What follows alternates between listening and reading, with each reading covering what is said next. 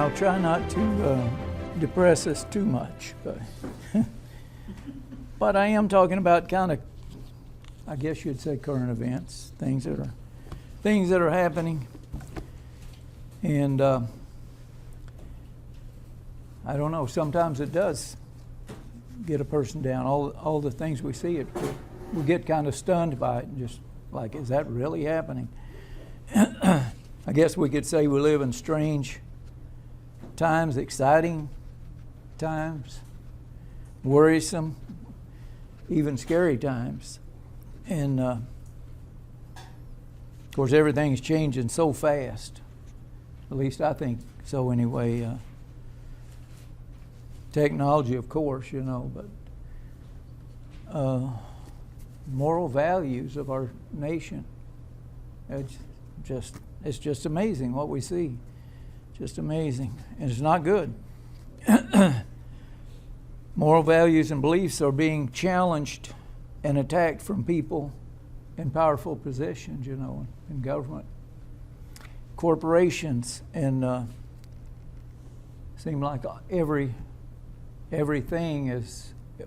power lever in our country has been on destruction or distorting what America has always been. And what we thought fundamental documents are, our Constitution, our Bill of Rights. Well, it's according to which side of the political equation you happen to be on. You can get protection if you're on the right side, but the other side, no, not so much. They can bend and change them, or completely ignore them, in court, whatever.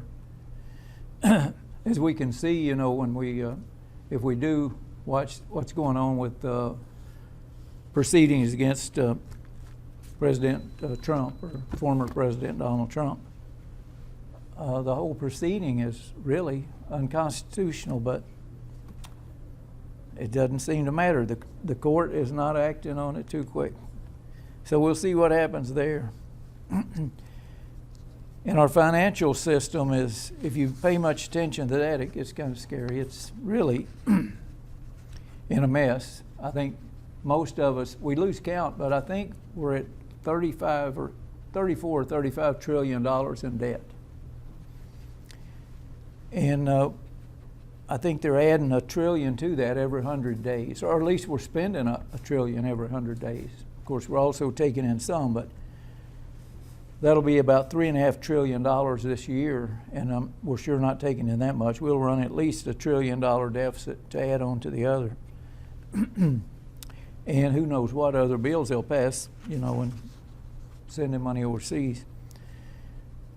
But those numbers are almost beyond us. But when we think of that debt, well, that debt has to be serviced, just like if you're carrying debt on your credit card or a mortgage. On your credit card, you can get by with a minimum payment, usually, and that's just interest. And if you make that minimum payment, you never bring your principal down. And of course, that's what our country's been doing for, I don't know how many decades, just making the minimum payment, paying the interest on the debt. And with a debt that big, if interest ticks up even half a point, it makes a lot of difference, billions of dollars worth of difference. And of course, as I alluded to, our justice system is used as a weapon against political opponents. And we've always suspected a little of that, but I mean, now it's kind of just openly happening. And I don't know how it affects everybody. I think it does have an effect on us, where we want to kind of ignore it and hope it'll get better. Well, come election time, we're going to elect somebody, it's going to get better, is what we hope.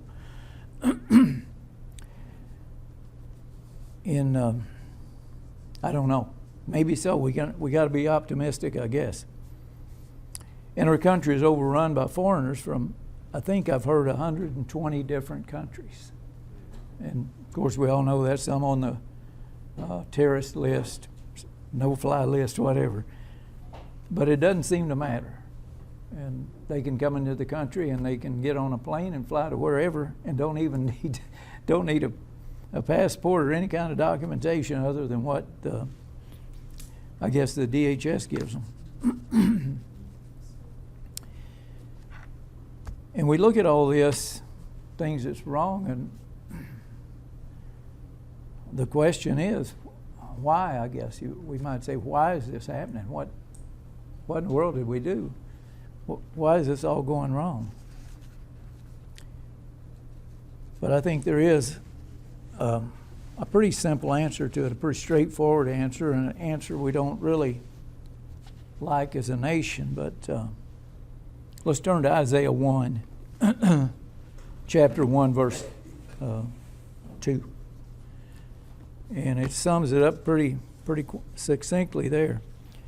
It says, "Hear me," verse 2, "Hear me, heavens, listen, earth, for the Lord has spoken. I reared children and brought them up, but they have rebelled against me. The ox knows its master, the donkey knows its owner's manger, but Israel does not know. My people do not understand." Of course, many people say, well, that's ancient Israel. And it is. It is ancient Israel, probably talking to ancient Israel, but it's talking to us just as well. A people whose guilt is great, a brood of evildoers, children given to corruption. They have forsaken the Lord. They have spurned the Holy One of Israel and turned their backs on him. And we've been mightily blessed by the Holy One of Israel. And we do have his book. Everybody has his book in their house, in Judeo-Christian Bible. But these words are pretty straight to the point when we look at our country and see. I know that doesn't pertain to every single person, far from it. But our leadership and the way this country is going and the people that keep getting elected, and there is an attack on Christianity, and there's no doubt about that. And also, more bad news. Let's turn to Romans 1.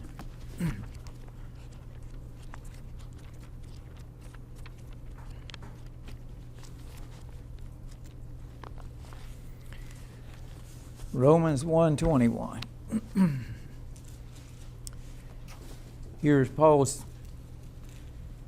speaking. He says, "For although they knew God, they neither glorified him as God nor gave thanks to him, but their thinking became futile and their foolish hearts were darkened."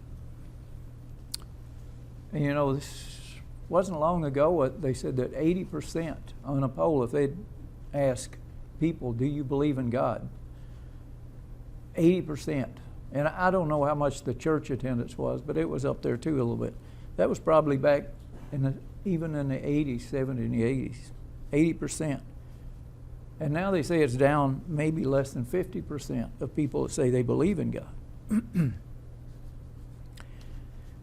And we've had the blessings, we've got the book, we've got all this, but you can't ban things and teach things generation after generation to young people and expect nothing to happen. Verse 24, "Therefore God gave them over in the sinful desires of their hearts to sexual impurity for the degrading of their bodies with one another. They exchanged the truth about God for a lie and worshipped and served created things rather than the Creator."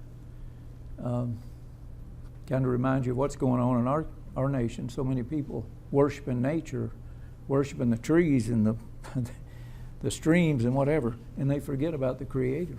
Deny the Creator. That doesn't bode well for us. And also 2 Timothy chapter 3. I think that's Paul again, but 2 Timothy 3.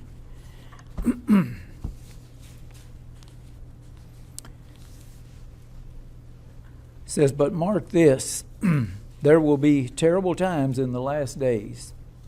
People will be lovers of themselves, lovers of money, boastful, proud, abusive, disobedient to their parents, ungrateful, unholy, without love, unforgiving, and slanderers.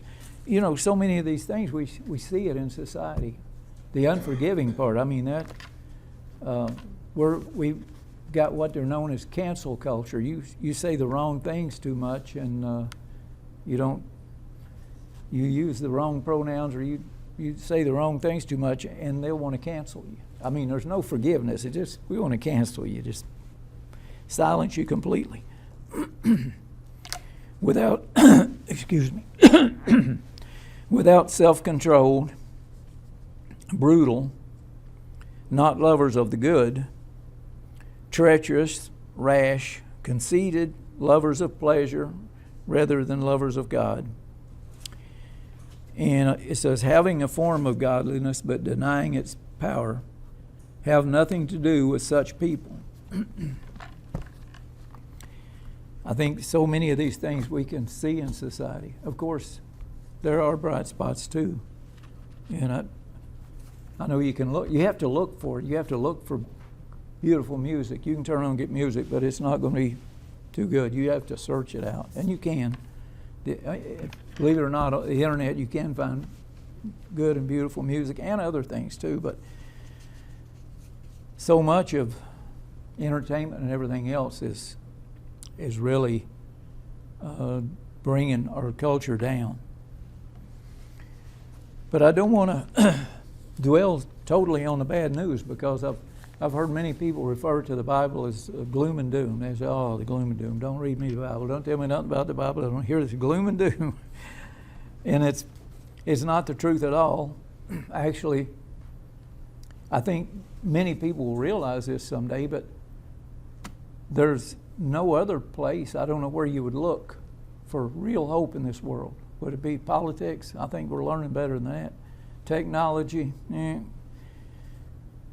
all the things that we might think. But the only real true hope is in the Bible. So let's turn to Isaiah 65. And there's a lot of it in here, but we'll just go here. Because I really like what it says.